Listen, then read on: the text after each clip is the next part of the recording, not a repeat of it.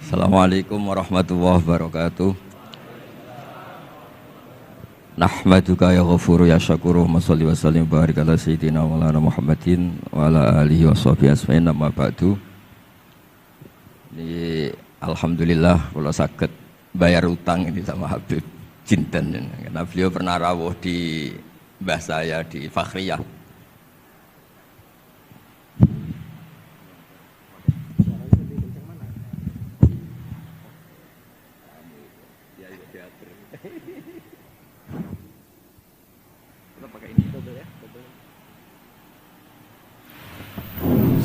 Cukup.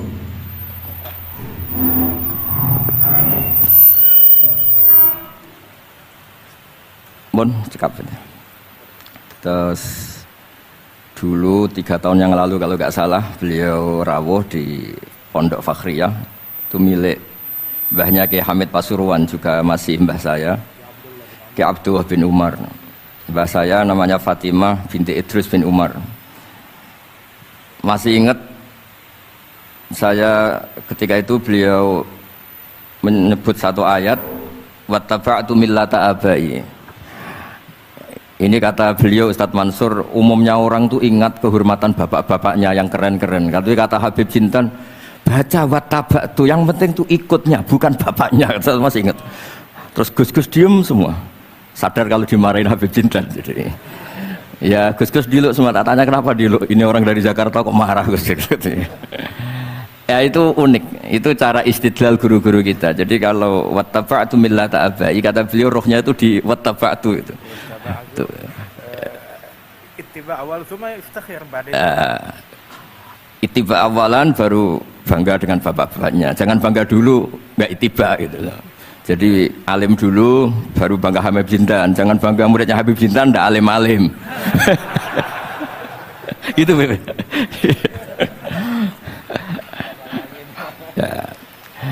Jadi memang saya secara sengaja cerita sanad ini saya baca Mas Jamal ya, panggilannya apa?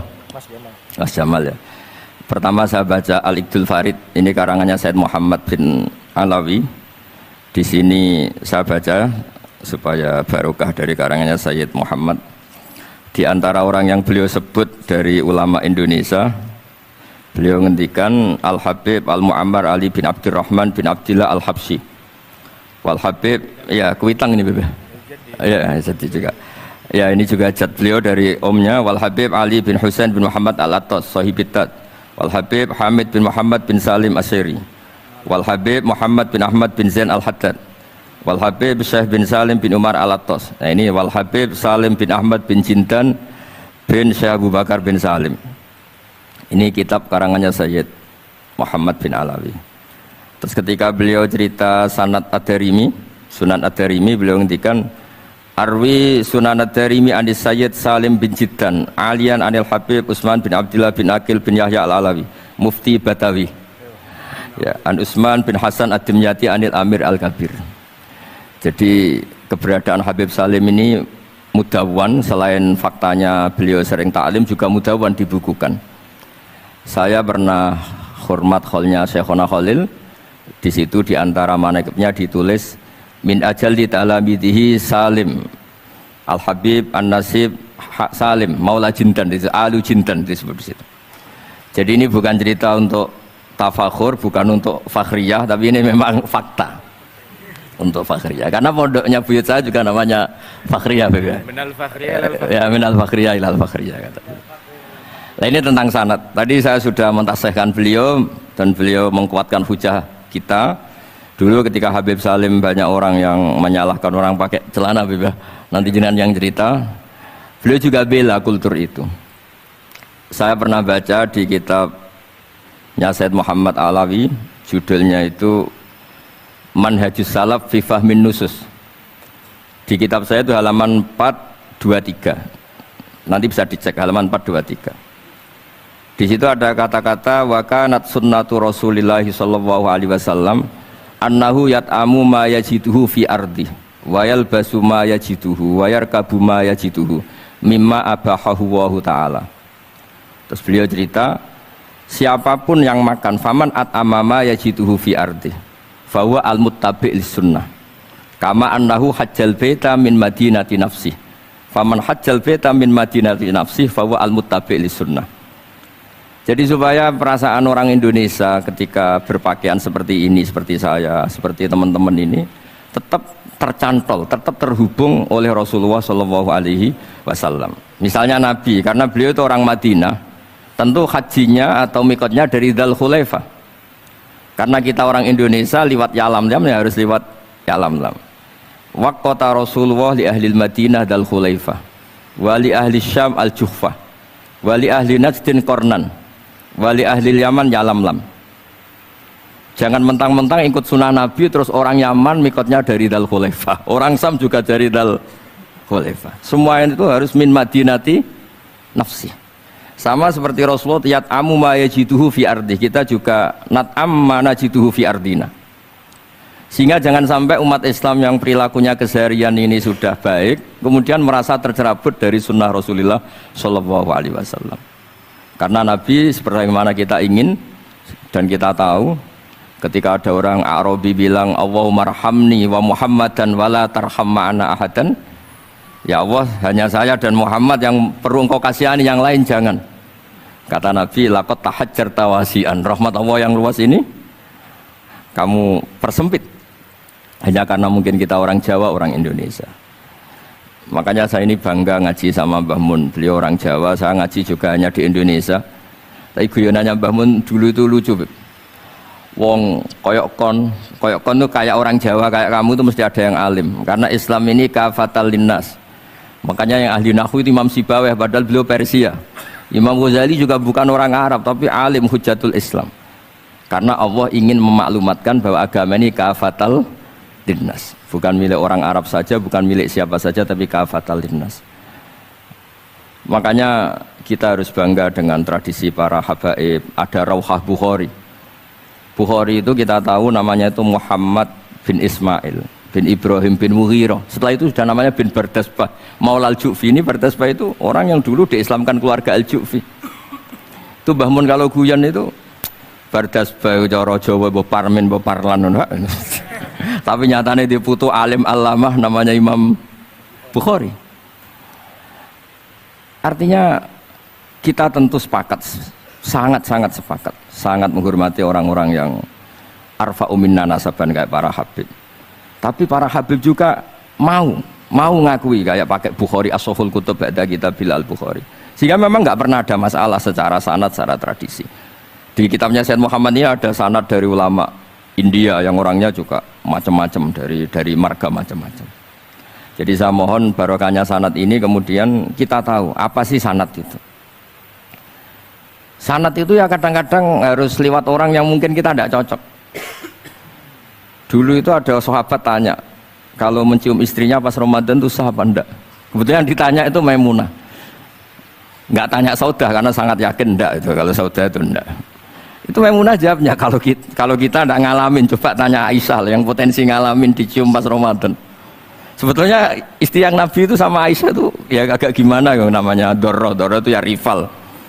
Akhirnya tanya, ya Aisyah gimana hukumnya lelaki mencium istrinya pas Ramadan? Ya dijawab sama Aisyah, qabbalani Rasulullah wa huwa shaim. Yang lainnya nggak bisa jawab, mau nggak ngalami. Jadi sanad tuh kadang ya cocok nggak cocok ya memang itu fakta. Cara mandi junub, kayak apa pinternya sahabat cowok kalau mandi junub ya tidak tahu. Akhirnya tanya sama Sayyidah Aisyah, sama Sayyidah Maimunah. Apapun dekatnya istri Rasulullah, kalau perang ya tidak tahu. Wong itu lelaki. Begitu juga afdhalus sahabat kayak Abu Bakar, kadang harus mendapatkan hadis dari orang-orang yang nyon sewu agak deso. Bahkan kadang maulah kayak Sauban, kayak Rabi'ah bin Ka'ab. Orang-orang biasa sekali. Khodim dulu. Tapi ini kan barokahnya khodim itu tahu keseharian Rasulullah SAW di dalam. Misalnya Anas, apa kenangan kamu dengan Rasulullah? Kenangan saya itu saya khodam tu Rasulullah SAW asyra sinin. 10 tahun saya itu tidak pernah melakukan sesuatu, ditanya Nabi 5 sonata. Wala li syai'in taraktu 5 tarakta. Sehingga kalau saya pas baik itu ya gak berani tanya anak dalam saya, ngapain kamu? Ben sawangane pinter anut sunah Rasulullah SAW. Akhirnya can dalam kula nggih saenake beb gemrung orang atau ditakoki. Jadi Hal-hal seperti ini itu keseharian yang harus kita suka. Di antaranya lagi, inna min khiyari ummati fima nabba'ani al-malul a'la kauman yathakuna jahron. Di antara nanti umat pilihanku adalah orang-orang kalau tertawa itu keras sekali, kauman yathakuna jahron. Itu dulu juga, padahal ada riwayat kasratu dhahki tumitul qalba, banyak tertawa itu bisa mematikan hati. Tapi ini juga dilawan, kalau banyak cemberut bisa frustasi. Nah, sehingga di ilmu ini cerita saya nanti di tasawuf Habib Jintan. Semoga nasinya bener, saya tamu pasti dihormati. Nggak penting bener ndak itu nggak penting. Yang penting tamu itu dihormati. Ya kebetulan saya ini tadi kan hormat mbah saya, masih mbah saya Mbah Mutamakin di Hajan. Terus pagi tadi hormat buka luar di Sunan Kudus. Jam 7 saya tadi di Kudus. Ya, akhirnya sama teman-teman difasilitasi, disuruh naik pesawat tadi jam 11 tadi. Tapi saya tidak capek karena memang saya senang cerita sanad. Tapi yang lucu-lucu saja, nanti yang serius jangan saya, yang lucu-lucu saja. Biar lucu sampean tuh tidak ngawur, tapi ada sanadnya. Ada seorang mufassir yang bilang ketika nafsiri wa annahu wa adhaka wa abka. Allah itu zat yang memberi kamu tertawa. Mbok kamu ingin susah, tidak akan tertawa. Tapi kalau Allah menghendaki ya tertawa aja. Ada orang miskin frustasi, maunya gak tertawa. Tahu-tahu jalan-jalan ngerti badut, ya akhirnya tertawa. Ya karena adhaka itu fi'lullah. Kalau Allah menghendaki mau apa? Karena adhaka itu fi'lullah. Nggak bisa. Orang yang baru seneng kayak apa, nggak ingin nangis. Tapi kalau Allah menghendaki wa abka, dinangiskan ya tetap menangis. Wa anna wa adhaka wa abka. Karena kita ini semua adalah objek oleh kudrahnya Allah Subhanahu wa ta'ala. Saya itu sebenarnya paling tidak ingin ngaji bareng Habib tuh. Selain kalah nasab ya kalah ganteng. Ya tapi ditakdir mau apa? Mau apa? Ya sudah sami'na wa ata'na. Jadi saya saat ini tidak cari pahala benar, tapi pahala tawadhu karena diundang ya. Saya sudah penting benar salah, penting tawadhu. Jadi saya tadi sedang rayu sama Allah, ya Allah, saya kali ini tidak cari benar, cari tawadhu. Sudah mesti pahalanya besar tawadhu itu. Jadi supaya Islam ini gampang ya. Saya pernah cerita ke kiai yang khusyuk. Kalau sholat lama sekali, tak ceritain hadis. Nabi itu gak pernah menegur orang yang sholat cepat. Yang ada itu sanad negur sholat lama. Terus tak ceritain hadisnya Mu'ad, tertawa-tawa deh. Gus kamu itu raan kok masih punya dalil? Saya punya sanad. Ada nggak sanad Nabi negur orang yang baca surat pendek? Nggak ada. Yang ada itu yang baca surat panjang. Nanti bisa direvisi sama Habib Jitin kalau nggak cocok, tapi ini yang rileks saja karena potongan Islam Jawa ini kalau tidak berat nggak akan kuat.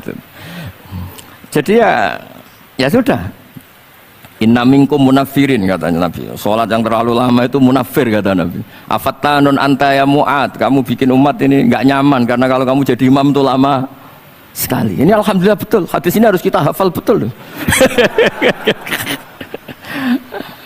Nah, supaya Islam ini meskipun pilihan-pilihan keseharian itu ada sanad, itu saja kepentingan saya.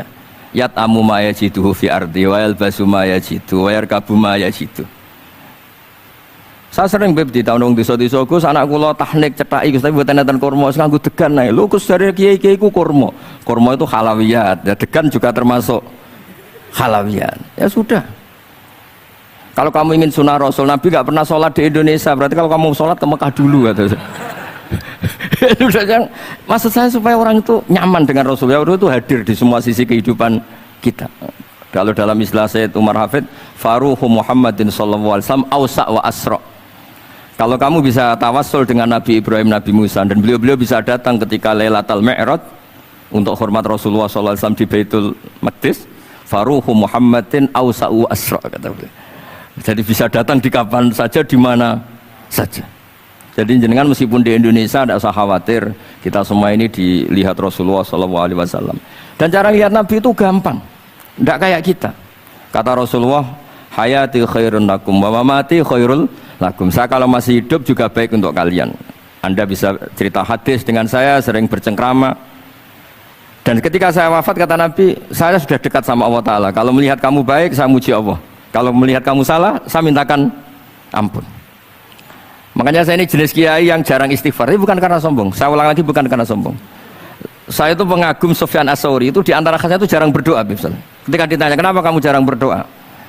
Selagi saya ngajar, kata beliau ini, selagi saya ngajar itu masuk hadis ala khulafai rahmatullah. Wa man khulafau ya Rasulullah alladzina yuhyuna ma amatahun nas min sunnati. Jadi kalau saya baca Bukhari, otomatis dapat doanya Nabi ala khulafai rahmatullah. Timbang kamu doakan nangis-nangis gak jelas mandinya, mendingan mulang gitu. Terus kedua, doa hamalatil arsy. Alladzina yahmiluna al-arsya man hawlahu yusabbihuna bihamdi rabbihim wa yu'minuna bi wa yastaghfiruna. Kita semua sudah diistighfari sama malaikat hamalatul arsy. Rasulullah juga wastaghfir li dzambika walil mu'minina wal mu'minat. Fastighfaru Rasulillah qad kafana wa fawqal kifayah, kata beliau. Artinya gini, kalau kangkang jarang istighfar jangan karena sombong, manfaatkan fasilitas ini gitu. Ini pentingnya. Jadi semua itu jangan sampai kita ada istighfar karena jafa, karena jafatul qalb, karena qaswatul qalb. Enak lah kalau ada fasilitas gitu, ada fasilitas. Itu kalau saya pidato di depan Gus-Gus. Kalau di depan Habib berani, di depan Gus-Gus. Itu ada yang setengah beling, setengah ada alim, ada yang alim. Terus yang beling-beling pesan sama saya, Gus tolong bela kami, maksudnya. Ya kadang-kadang mubalek kan order pesenan itu. Terus tak bacain ayat walladzina amanu wattaba'athum dzurriyyatuhum biimanin alhaqna bihim dzurriyyatahum wama alasnahum min amalihim min syai'. Orang aba-abanya iman, anaknya iman itu nanti surganya disertakan mbahnya meskipun kelas amalnya ndak sama. Jadi mbah-mbahnya alim alama, anaknya yang ndak alim nanti surganya sama-sama yang alim. Kenapa sih kalau ada fasilitas nggak dipakai? Pakai aja, nggak apa-apa kan?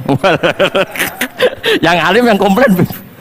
Sudah kamu yang alim dihormati, dicucup, salami template, yang ikhlas saja, tidak usah protes kata saya gitu. Artinya saya inginlah keseharian kita yang awam, yang apa itu harus cari backupan hadis supaya semua keseharian kita itu ada apa? Sanad.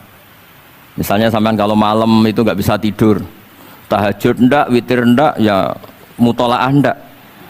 Tapi lihatlah itu sebagai tarkul ma'asi. Apa tarkul ma'asi? Alhamdulillah malam ini saya ndak zina, ndak maling, ndak dugem. Coba kalau kamu malam-malam di kamar, itu namanya apa? Ndak tahajud, ndak witir kan? Tapi kamu harus syukur karena itu tarku zina, tarku sarikoh, tarku kada wa kada. Supaya kamu tetap syukur sama Allah Ta'ala. Itsmamin mubakhin ila wa yatahaqqaqu bihi tarku haramimma. Setiap mubah yang kita lakukan pasti di saat itu ada haram yang kita tinggalkan. Makanya dulu banyak orang-orang soleh yang semalaman tuh guyon sampai pagi. Bukan karena ingin urakan, enggak, karena mengalahkan setan. Malam itu godaan mungkin ingin ngintip siapa itu masih kuat sekali. Ingin nonton siapa itu kuat sekali. Terus setan dilawan dengan guyon. Ternyata setelah guyon tuh asik, tahu-tahu pagi dan dutannya selesai. Oh itu setan bisa setruk melawan orang alim seperti ini. Karena nilainya tarkul masih. Meskipun dengan cara guyon, karena kalau yang cara wiridan itu calon wali, kalau yang nggak calon wali ya pokoknya tarkul maksiat. Maksud saya supaya harian kamu yang biasa-biasa saya ini menjadi luar biasa karena ada sanad. Ada apa? Ada sanad. Makanya dulu ulama-ulama itu kalau ngelawan setan itu pakai faroh, pakai seneng. Karena setan itu paling seneng kalau melihat orang mukmin susah. Kalau susah terus ngersulo, kalau ngersulo gugat kodok kodar. Disebut innaman najwa minasyaiton liyahzunal ladzina amanu. Jadi setan itu targetnya supaya orang mukmin itu resah. Kalau resah gugat. Pertama gugat orang tua. Ngapain sih jadi anaknya orang miskin? Jadi susah kita kan. Kalau yang nggak mulia ngapain jadiannya parman? Kalau saya Habib kan langsung mulia, kalau Gus kan langsung mulia. Gugat orang tua, gugat sana, gugat sini. Tapi kalau kamu sudah seneng, wajah pesek, welek, keriting, sawan ngerah karuan. Karena nggak gugat siapa-siapa. Ya sudah yang kebaik bi fadlillah bi rahmati fa bidzalika falyafrahu. Jadi saya ingin semua itu senang bi fadlillah bi rahmati, yang rileks, yang saya ini kalau nuruti capek-capek. Tadi malam saya di Mbah Mutamakin, tadi pagi hormat Sunan Kudus. Terus tadi naik pesawat, datang mandi langsung hormat. Kalau itu dihitung capek, capek. Tapi kalau dihitung senang ketemu Habib Jintan, ketemu jenengan, kesempatan seperti ini nggak gampang. Ya sudah selesai. Makanya ini latihan ya, latihan terus. Saya ulang lagi apa? Latihan terus supaya Islam itu ada di semua sisi hidup kita. Saya pernah sering cerita di mana-mana itu. Ada wali itu istrinya cerewetnya bukan main. Wah itu semua muridnya sudah tak biayai kamu cerai, nanti tak ganti istri yang lebih baik lebih. Nggak mau cerai alasannya apa? Ini wanita bahaya sekali. Kalau sampai dinikah orang lain, kasihan orang lain dapat musibahnya. Biar saya aja yang ngalami, kata wali itu. Jadi dia ada ingin, makanya ada juga kiai di santri bullying di rumah teh. Santri ini nak pindah pondok, ngerusak pondok uang, mendingan pondok kuai. Jadi dia handle. Terus sekarang apa? Dia handle daripada ngerusak pondok orang lain, mendingan pondok saya saja. Jadi cerita-cerita seperti ini harus kita kaji, supaya semuanya itu pakai sanad ilmu. Sama lihat di kitab Ihya itu, ada bab-bab di Ajaibul Qalb. Apa di bab apa Ajaibul?